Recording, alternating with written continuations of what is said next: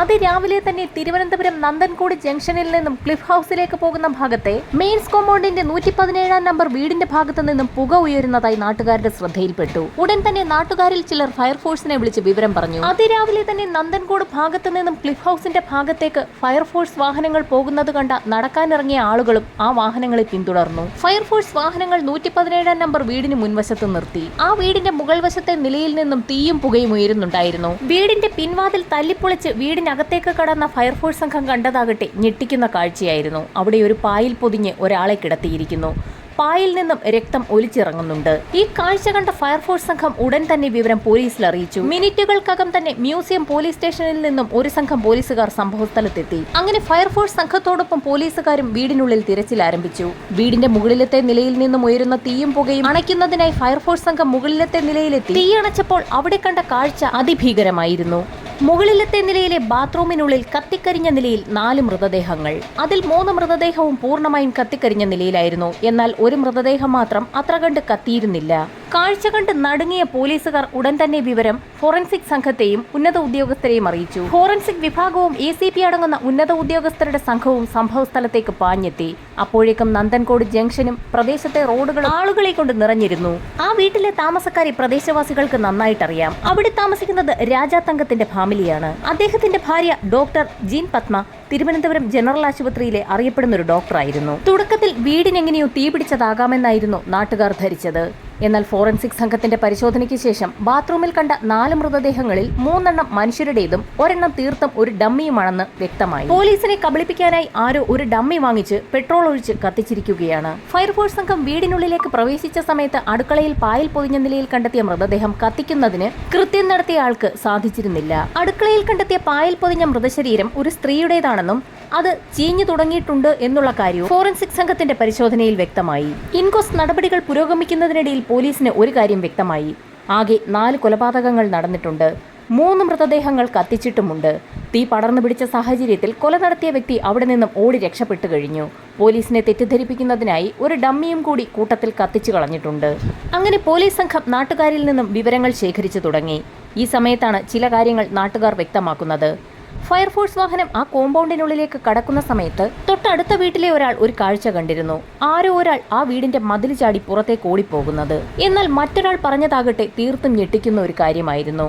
Police വാഹനങ്ങളും fire force വാഹനങ്ങളും വീടിനുള്ളിലേക്ക് പാഞ്ഞുപോയ സമയത്ത് പത്മയുടെ മകൻ കേടൽ ആ പരിസരത്ത് നിന്നും ഓടിമാറി മറ്റൊരു വീടിന്റെ മറവ് പറ്റി ആ പ്രദേശത്തേക്ക് എത്തി നോക്കുന്നതായി കണ്ടു എന്നാണ്. നാട്ടുകാർ ഇത്തരത്തിൽ മൊഴി നൽകിയെങ്കിലും മൃതദേഹങ്ങളുടെ കൂട്ടത്തിൽ കേടലുണ്ടോ എന്നുള്ള കാര്യം ആ സമയത്ത് പോലീസിന് വ്യക്തമായിരുന്നില്ല.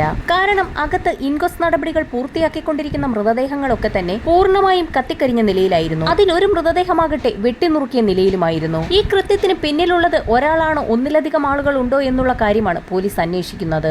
ഇൻക്വസ്റ്റ് നടപടികൾ പൂർത്തിയാക്കിയ ശേഷം മൃതദേഹങ്ങൾ പോസ്റ്റ്മോർട്ടത്തിനായി അയച്ചു. പോസ്റ്റ്മോർട്ടം നടപടികൾ നടക്കുമ്പോൾ പോലീസിന് ഒരു വിവരം ലഭിച്ചു. അടുക്കളയിൽ പുഴുവരിച്ച നിലയിൽ കണ്ടെത്തിയത് പ്രായമായ ഒരു സ്ത്രീയുടെ മൃതദേഹമാണ്. അവർ മരിച്ചിട്ട് ഏകദേശം 72 മണിക്കൂറുകൾ പിന്നിട്ടിരിക്കുന്നു. കൃത്യം നടക്കുന്നതിന് തൊട്ടു മുൻപുള്ള ദിവസങ്ങളിൽ ആ വീടുകളിൽ വന്നു പോയിട്ടുള്ളവരുടെ വിവരങ്ങൾ ശേഖരിക്കാൻ അങ്ങനെ പോലീസ് തീരുമാനിച്ചു.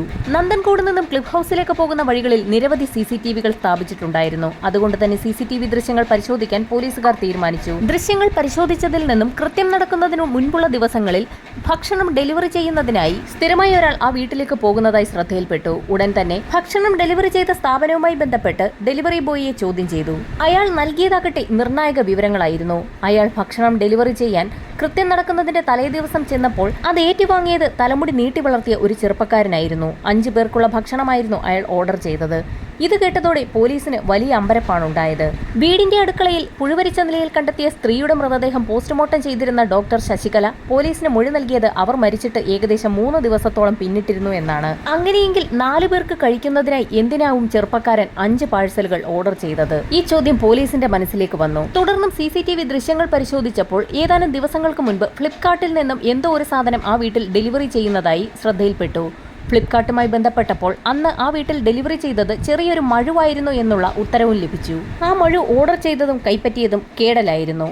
അവിടെ കണ്ട ബോഡികൾ കൊത്തിനുറുക്കിയതിന്റെ രഹസ്യം അപ്പോൾ ഏകദേശം പോലീസിന് വ്യക്തമായി. മൃതദേഹങ്ങൾ കത്തിക്കാൻ ഉപയോഗിച്ചിരിക്കുന്നത് പെട്രോൾ ആയതിനാൽ തൊട്ടടുത്തുള്ള പെട്രോൾ പമ്പുകളിലെല്ലാം തന്നെ പോലീസ് അന്വേഷണം നടത്തി. അങ്ങനെ അവർ കവടിയാർ പെട്രോൾ പമ്പിലെത്തി. അവിടെ നിന്ന് ലഭിച്ചതാകട്ടെ നിർണായക വിവരമായിരുന്നു. കേഡൽ ഏതാനും ദിവസങ്ങൾക്ക് മുൻപ് ഓട്ടോയിലെത്തി അവിടെ നിന്നും പെട്രോൾ വാങ്ങിയതായി പമ്പ് ജീവനക്കാരൻ പോലീസിന് മൊഴി നൽകി. നന്ദൻകൂട് ദുരന്തം അരങ്ങേറിയ ദിവസം തന്നെ കേഡൽ ഒരു ഓട്ടോ വിളിച്ച് തമ്പാനൂർ റെയിൽവേ സ്റ്റേഷനിലേക്ക് പോയിരുന്നതായി ഒരു ഓട്ടോക്കാരനും പോലീസിന് മൊഴി നൽകി.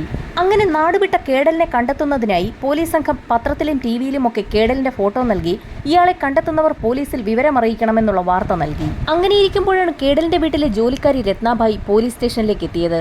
അവർ നൽകിയത് വളരെ നിർണായകമായ ഒരു മൊഴിയായിരുന്നു. സംഭവം നടന്ന ദിവസവും അതിരാവിലെ തന്നെ അവർ ജോലിക്കായി ആ വീട്ടിലേക്ക് എത്തിയിരുന്നു. എന്നാൽ അന്ന് ഗേറ്റിന്റെ സമീപത്തേക്ക് എത്തിയത് കേഡലായിരുന്നു. വീട്ടിൽ ആരുമില്ല എന്നും ഇന്ന് നിങ്ങൾ ഇവിടെ ജോലിക്ക് നിൽക്കണ്ട എന്നും അവരൊക്കെ എത്തുമ്പോൾ അറിയിക്കാമെന്നും പറഞ്ഞു കേഡൽ അവരെ പറഞ്ഞുവിടാൻ ശ്രമിച്ചിരുന്നു. എന്നാൽ കേഡലിന്റെ അനിയത്തി തനിച്ചുള്ളപ്പോഴും രത്നാഭായി എത്തി ഭക്ഷണം പാകം ചെയ്ത് കൊടുക്കാറുണ്ടെന്നും കേഡലിനും അതുകൊണ്ട് തന്നെ ഭക്ഷണം പാകം ചെയ്ത് നൽകാമെന്നും അവർ ആവർത്തിച്ചു പറഞ്ഞു. എന്നാൽ ഇത് പ്രേതശല്യമുള്ള വീടാണെന്നും അതുകൊണ്ട് രത്നാഭായി ഇവിടെ നിൽക്കേണ്ട ആവശ്യമില്ല എന്നും പറഞ്ഞ് കേഡൽ അവരോട് ദേഷ്യപ്പെട്ടു. തുടർന്ന് അവരവിടുന്ന് പോവുകയും ചെയ്തു. ഈ വിവരങ്ങളൊക്കെ തന്നെ അവർ പോലീസിന് മുൻപിൽ മൊഴി നൽകി. കേഡലിന്റെ വീട്ടിൽ അയാളുടെ അച്ഛൻ, അമ്മ, അനുജത്തി, ഇതോടൊപ്പം തന്നെ കേഡലിന്റെ അമ്മയുടെ ബന്ധത്തിൽപ്പെട്ട 70 വയസ്സോളം പ്രായം വരുന്ന ഒരു സ്ത്രീ എന്നിവരായിരുന്നു ഉണ്ടായിരുന്നത്. ഇവർ ഇത്രയും പേരുമാണ് മരണപ്പെട്ടിരിക്കുന്നത്. ഇതുപോലൊരു കൃത്യം നടത്താൻ കേഡലിനെ കൊണ്ടാവുമോ? എന്തുകൊണ്ടാകാം അങ്ങനെയെങ്കിൽ അവൻ ഈ കൃത്യത്തിന് മുതിർന്നത്? ഇങ്ങനെ നിരവധി ചോദ്യങ്ങളാണ് പോലീസിന് മുൻപിൽ ഉയർന്നത്. ഈ സമയത്താണ് തിരുവനന്തപുരം റെയിൽവേ സ്റ്റേഷനിൽ നിന്നും പോലീസ് സ്റ്റേഷനിലേക്ക് ഒരു കോൾ എത്തിയത്. തിരുവനന്തപുരം പോലീസ് അന്വേഷിക്കുന്ന കേഡലത റെയിൽവേ പോലീസിന്റെ വലയിൽ വീണിരിക്കുന്നു. അങ്ങനെ മ്യൂസിയം പോലീസ് സ്റ്റേഷനിലേക്ക് എത്തിച്ച കേഡലിനെ ACP ബൈജോൺ സംഘവും ചോദ്യം ചെയ്തു. പോലീസിന്റെ ആദ്യത്തെ ചോദ്യം തന്നെ എന്തിനാണ് നീ സ്വന്തം അച്ഛനെയും അമ്മയും സഹോദരിയെയും വല്യമ്മയും ഒക്കെ കൊലപ്പെടുത്തിയതെന്നായിരുന്നു. എന്നാൽ ഇതിന് മറുപടിയായി കേഡൽ പറഞ്ഞ കാര്യങ്ങൾ കേട്ട് പോലീസ് പോലും അക്ഷരാർത്ഥത്തിൽ ഞെട്ടിപ്പോയി. സർ, ഞാൻ ആസ്ട്രൽ പ്രൊജക്ഷൻ പ്രാക്ടീസ് ചെയ്യുന്ന ഒരാളാണ്. ഇത് കേട്ട പോലീസുകാർക്ക് ആകെ സംശയമായി. എന്താണ് ഈ ആസ്ട്രൽ പ്രൊജക്ഷൻ? അവർ അവനോട് തന്നെ ചോദിച്ചു. വളരെ കൂളായി തന്നെ കേഡൽ മറുപടിയും കൊടുത്തു. ആസ്ട്രൽ പ്രൊജക്ഷൻ നടക്കുന്ന സമയത്ത് മൃതശരീരത്തിൽ നിന്നും ആത്മാവിറങ്ങി പുറത്തേക്ക് പോകുന്നത് അത് നടത്തുന്ന ആൾക്ക് കാണാൻ കഴിയും. അതുകൊണ്ട് തന്നെ അച്ഛന്റെയും അമ്മയുടെയും സഹോദരിയുടെയും ഒക്കെ മൃതദേഹത്തിൽ നിന്നും ആത്മാവ് പുറത്തു വരുമ്പോൾ ആ ആത്മാവിനോട് സംസാരിക്കാൻ വേണ്ടിയാണ് താൻ ഇത്തരത്തിലൊരു കൊലപാതകം നടത്തിയതെന്ന് കേദൽ പോലീസിന് മൊഴി നൽകി. കേദൽ പറയുന്നതൊക്കെ കേട്ട് അമ്പരന്ന് നിന്ന പോലീസ് സംഘത്തിന് അതൊന്നും വിശ്വസിക്കാൻ പോലും കഴിയുമായിരുന്നില്ല. അങ്ങനെ പോലീസ് സംഘം കേദലിനെയും കൊണ്ട് നന്ദൻകോട്ടെ വീട്ടിലേക്ക് തെളിവെടുപ്പിനായി എത്തി. കേഡൽ ഓരോ കൊലപാതകവും പോലീസിന് വിവരിച്ചു കൊടുത്തു. അവന് താല്പര്യമില്ലാത്ത വിഷയങ്ങളിലേക്ക് വീട്ടുകാരവരെ എത്തിച്ചതാണ് വീട്ടുകാരോടുള്ള വിരോധത്തിന് കാരണമായതെന്ന് കേഡൽ വ്യക്തമാക്കി. അവന് താല്പര്യമില്ലാതെ ഇരുന്നിട്ടും അവന്റെ പിതാവ് ഫിലിപ്പൈൻസിൽ MBBSന് അവൻ അഡ്മിഷൻ നേടിക്കൊടുത്തു. ഏകദേശം 1 വർഷത്തോളം അവിടെ പഠിച്ച ശേഷം അവൻ അതെല്ലാം ഉപേക്ഷിച്ച് തിരികെ വീട്ടിലെത്തിയ കേഡലിനെ അവിടെ നിൽക്കാൻ അനുവദിക്കാതെ എഞ്ചിനീയറിംഗിന് വീണ്ടും അഡ്മിഷൻ എടുത്തുകൊടുത്ത് ഹോസ്റ്റലിലേക്ക് മാറ്റി. MBBS പഠനം പോലെ തന്നെ എഞ്ചിനീയറിംഗും പാതി വഴിയിൽ ഉപേക്ഷിച്ച് അവൻ വീണ്ടും തിരികെ വീട്ടിലെത്തിയാൽ ഉടൻ തന്നെ മുകളിലത്തെ തന്റെ മുറിയിലെ കമ്പ്യൂട്ടറിൽ അക്രമവാസനയുള്ള ഗെയിമുകൾ ഡെവലപ്പ് ചെയ്യുന്നതിനുള്ള പണിപ്പുരയിൽ മുഴുകും. നിരവധി പേരെ കൊലപ്പെടുത്തി ഒടുവിൽ വിജയം കൈവരിക്കുന്ന ആളിനെ കുറിച്ചുള്ള ഗെയിമുകളായിരുന്നു അവൻ കൂടുതലായി കാണുകയും അറിയുകയും പഠിക്കുകയും ചെയ്തത്. ഇത്തരത്തിലുള്ള നിരവധി വീഡിയോകളാണ് അവൻ യൂട്യൂബിലും മറ്റും സെർച്ച് ചെയ്യുകയും കാണുകയും ചെയ്തത്. കൊലപാതകം നടത്തുന്നതിനായി ഏറ്റവും പറ്റിയ ഒരു ഉപകരണമാണ് മഴുവെന്നും ഇതിൽ നിന്നും അവൻ പഠിച്ചു. എങ്ങനെയാണ് ഓരോരുത്തരെയും കൊലപ്പെടുത്തിയതെന്ന് അവൻ പോലീസിന് വിശദീകരിച്ചു കൊടുത്തു. അങ്ങനെ ഒരു ദിവസം വൈകുന്നേരം എല്ലാവരും കൂടി ഭക്ഷണം കഴിക്കുന്നതിനിടയിൽ താൻ ഉണ്ടാക്കിയ ഗെയിം കാണിച്ചു തരാമെന്നും പറഞ്ഞു. അങ്ങനെ ഒരു ദിവസം വൈകുന്നേരം എല്ലാവരും ഭക്ഷണം കഴിക്കുന്നതിനിടയിൽ താൻ ഉണ്ടാക്കിയ ഗെയിം കാണിച്ചു തരാമെന്ന് പറഞ്ഞുകൊണ്ട് കേഡൽ തന്റെ അമ്മയായ പത്മയെ മുകളിലത്തെ മുറിയിലേക്ക് വിളിച്ചു. ഗെയിം കണ്ടുകൊണ്ടിരിക്കുന്നതിനിടയിൽ കേഡൽ പത്മയുടെ കഴുത്തിൽ ഒരു ഷാൾ ഇട്ട് വരിഞ്ഞു മുറുക്കി. എന്താണ് സംഭവിക്കുന്നതെന്ന് മനസ്സിലാകുന്നതിന് മുൻപ് തന്നെ പത്മ കൊല്ലപ്പെട്ടു. പത്മയുടെ ശബ്ദം പോലും പുറത്തു വന്നില്ല. അങ്ങനെ കൊല്ലപ്പെട്ട പത്മയെ കേഡൽ അവിടെ നിന്നും എടുത്ത് ബാത്റൂമിൽ കൊണ്ടുപോയി കിടത്തി. അതിനുശേഷം ഒന്നും സംഭവിക്കാത്തതുപോലെ താഴെ ഡൈനിങ് ഹാളിലെത്തി മറ്റുള്ളവർക്കൊപ്പം കേഡൽ ആഹാരം കഴിച്ചു. അതിനിടയിൽ കേഡലിന്റെ സഹോദരി കരോളിൻ അമ്മ എവിടെയെന്ന് കേഡലിനോട് അന്വേഷിച്ചു. അമ്മ മുകളിലിരുന്ന് താനുണ്ടാക്കിയ ഗെയിം കാണുകയാണെന്ന് അവൻ വ്യക്തമാക്കി. അങ്ങനെ സഹോദരിക്കും ആ ഗെയിം കാണാൻ ഒരാഗ്രഹം തോന്നി. ഭക്ഷണം കഴിച്ച ശേഷം കേഡലിനൊപ്പം സഹോദരിയും മുകളിലത്തെ മുറിയിലെത്തി. മുകളിലെത്തിയ സഹോദരി അമ്മ എവിടെയെന്ന് അന്വേഷിച്ചപ്പോൾ അമ്മ ബാത്റൂമിലാണെന്നും നീ തൽക്കാലം ഗെയിം കാണാനും അവൻ ആവശ്യപ്പെട്ടു. അങ്ങനെ ഗെയിമിൽ മുഴുകിയിരിക്കുന്ന കരോളിന്റെ കഴുത്തിലേക്ക് കേഡൽ ഒരു ഷോൾ ഇട്ട് മുറുക്കി അവളെയും കൊലപ്പെടുത്തി. ശേഷം അവളുടെ മൃതദേഹം ബാത്റൂമിൽ കൊണ്ടുപോയി കിടത്തി. മുകളിലത്തെ മുറിയിൽ നടക്കുന്ന സംഭവങ്ങൾ ഒന്നും അറിയാതെ ഭക്ഷണശേഷം രാജാതങ്കം സ്വീകരണ മുറിയിൽ അങ്ങനെ ഇരിക്കുകയാണ്. ഈ സമയത്ത് ഭാര്യയെയും മകളെയും ഏറെ നേരമായി കാണാനില്ലല്ലോ എന്നുള്ള കാര്യം അയാൾ ഓർത്തു. അങ്ങനെ അവരെ അന്വേഷിച്ച് മുകളിലത്തെ മുറിയിലേക്ക് രാജാതങ്കം കടന്നു ചെന്നു. ഭാര്യയും മകളും എവിടെയെന്ന് അന്വേഷിച്ചപ്പോൾ അവർ താഴേക്ക് പോയല്ലോ എന്ന് കേഡൽ മറുപടി നൽകുകയും അച്ഛനെ ഗെയിം കാണാൻ നിർബന്ധിക്കുകയും ചെയ്തു. അങ്ങനെ ഗെയിം കണ്ടുകൊണ്ടിരുന്ന രാജാത്തങ്കത്തിന്റെ കഴുത്തിലേക്കും കേഡൽ ഷോൾ ഇട്ട് മുറുക്കി.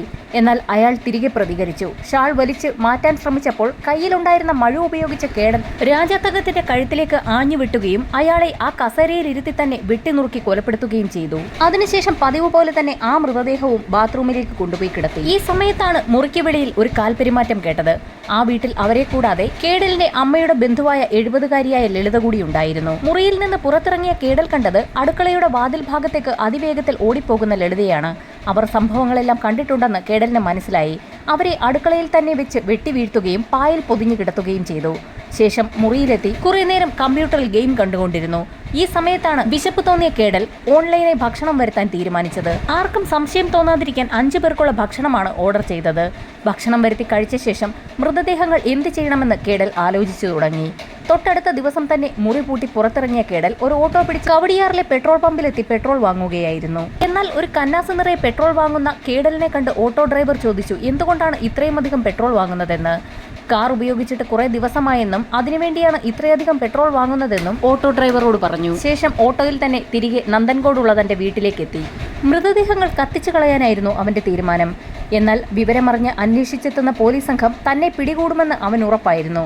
അതിനാൽ തന്നെ അവന് പെട്ടെന്ന് ഒരു ബുദ്ധി തോന്നി. വീട്ടിലെ മറ്റുള്ളവർക്കൊപ്പം താനും കൊല്ലപ്പെട്ടു എന്ന് പോലീസിനെ തെറ്റിദ്ധരിപ്പിക്കുന്നതിന്റെ ഭാഗമായി അവൻ പുറത്തുപോയി പുരുഷരൂപത്തിലുള്ള ഒരു മാൻകിൻ വാങ്ങിച്ചുകൊണ്ട് തിരിച്ചെത്തി. ശേഷം ആ ഡമ്മിയിൽ ചില മാറ്റങ്ങൾ വരുത്തി അവന്റെ വസ്ത്രങ്ങളൊക്കെ ധരിപ്പിച്ചു. അർദ്ധരാത്രിയോടുകൂടി പ്രദേശവാസികളെല്ലാം ഉറങ്ങുന്ന സമയത്ത് ആ ബോഡികളെല്ലാം കത്തിക്കാനായിരുന്നു അവന്റെ തീരുമാനം. അങ്ങനെ ചിന്തിച്ചുകൊണ്ടിരുന്ന കേഡൽ അവിടെ ഇരുന്ന് ഉറങ്ങിപ്പോയി. ഉറക്കത്തിൽ ഞെട്ടിയുണർന്ന കേഡൽ നോക്കിയപ്പോഴേക്കും സമയം ഏകദേശം 4 മണിയായി കഴിഞ്ഞിരുന്നു. ഇനി വൈകിയാൽ അപകടമാണെന്ന് മനസ്സിലാക്കിയ കേഡൽ മൃതദേഹങ്ങൾ ഓരോന്നായി കത്തിച്ചു തുടങ്ങി. പെട്രോൾ ഒഴിച്ച് കത്തിച്ചതിനാൽ തീ വേഗം പടർന്നു പിടിക്കുകയും ആ പ്രദേശമാകെ പുക കൊണ്ട് നിറയുകയും ചെയ്തു. ഭയന്നു പോയ കേഡൽ എന്ത് ചെയ്യണമെന്നറിയാതെ പുറത്തേക്ക് നോക്കിയപ്പോൾ പ്രദേശത്തുള്ള പല വീടുകളിലും ലൈറ്റ് തെളിയുന്നതായി കണ്ടു.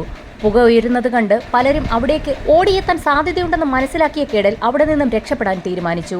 അടുക്കളവാതിൽ അകത്തുനിന്നും കുറ്റിയിട്ട കേഡൽ മുൻവശത്തുള്ള പ്രധാന വാതിലിലൂടെ പുറത്തിറങ്ങുകയും അത് പൂട്ടി അതിന്റെ താക്കോൽ അകത്തേക്ക് തന്നെ വലിച്ചെറിയുകയും ചെയ്തു. വീട്ടിലുള്ള സ്ത്രീയെ കൊലപ്പെടുത്തിയ ശേഷം ആ വീട്ടുകാർ ആത്മഹത്യ ചെയ്തു എന്ന് വരുത്തി തീർക്കാനുള്ള ശ്രമമായിരുന്നു അത്. കൃത്യം നടത്തി പുറത്തിറങ്ങിയ കേഡൽ ഇനി അവിടെ എന്താണ് സംഭവിക്കാൻ പോകുന്നതെന്ന് മനസ്സിലാക്കുന്നതിനായി ആ കോമ്പൗണ്ടിനുള്ളിൽ തന്നെ ഒളിച്ചിരുന്നു. അങ്ങനെ ഫയർഫോഴ്സ് സംഘത്തിന്റെ വാഹനം എത്തുന്നത് കണ്ട കേഡൽ അവിടെ നിന്ന് മതിൽ ചാടി പുറത്തേക്കോടി. ഈ കാഴ്ചയാണ് തൊട്ടടുത്തുള്ള അയൽവാസികളിൽ പലരും കണ്ടത്. സംഭവസ്ഥലത്തേക്ക് പോലീസ് കൂടി എത്തിയതോടുകൂടി കേഡൽ അവിടെ നിന്നും ഒരു ഓട്ടോയിൽ തമ്പാനൂർ റെയിൽവേ സ്റ്റേഷനിലേക്ക് കടന്നു കളഞ്ഞു. അവിടെ നിന്നും ചെന്നൈയിലേക്ക് കടക്കാനായിരുന്നു അവന്റെ തീരുമാനം. എന്നാൽ ചെന്നൈയിലേക്കുള്ള ട്രെയിൻ യാത്രയിൽ എന്തോ ചില അസ്വസ്ഥതകൾ തോന്നിയ കേഡൽ തിരികെ തിരുവനന്തപുരത്തേക്ക് എത്തുകയും അവിടുത്തെ റെയിൽവേ പോലീസിന്റെ പിടിയിലാവുകയുമായിരുന്നു. അങ്ങനെ FIR തയ്യാറാക്കിയ പോലീസ് കേഡലിനെ കോടതിയിൽ ഹാജരാക്കി. എന്നാൽ കേഡലിന്റെ മാനസിക നില പരിശോധിക്കണമെന്ന് മജിസ്ട്രേറ്റ് ഉത്തരവിട്ടു. കൊലപാതകങ്ങൾ നടക്കുന്ന സമയത്ത് കേഡലിന് എന്തെങ്കിലും മാനസിക പ്രശ്നങ്ങൾ ഉണ്ടായിരുന്നോ എന്ന് അറിയുന്നതിന് വേണ്ടിയായിരുന്നു ആ പരിശോധന. എന്നാൽ കേഡലിന് കാര്യമായ മാനസിക പ്രശ്നങ്ങളൊന്നുമില്ല എന്നുള്ള റിപ്പോർട്ടാണ് പുറത്തു വന്നത്. ഇതിന്റെ അടിസ്ഥാനത്തിൽ അവനെ റിമാൻഡ് ചെയ്യുകയും ചെയ്തു. അങ്ങനെ കേഡൽ ജയിലിൽ കഴിയുന്നതിനിടെ ഒരു സംഭവമുണ്ടായി. മറ്റൊരു കുറ്റത്തിന് ശിക്ഷിക്കപ്പെട്ട് ജയിലിലാക്കപ്പെട്ട ഒരു പോലീസുകാരനുമായി കേഡൽ വഴക്കുണ്ടാവുകയും അയാളെ കേഡൽ തന്റെ തലയ്ക്ക് മുകളിൽ ഉയർത്തിപ്പിടിച്ച് ഉറക്കെ അലറുകയും ചെയ്തു. ഇത് കണ്ട പോലീസുകാർ കേഡലിന് എന്തൊക്കെയോ മാനസിക പ്രശ്നങ്ങൾ ഉണ്ടെന്ന് തന്നെ ഉറപ്പിക്കുകയും ഇത് സംബന്ധിച്ചുള്ള റിപ്പോർട്ടുകൾ കോടതിക്ക് കൈമാറുകയും ചെയ്തു.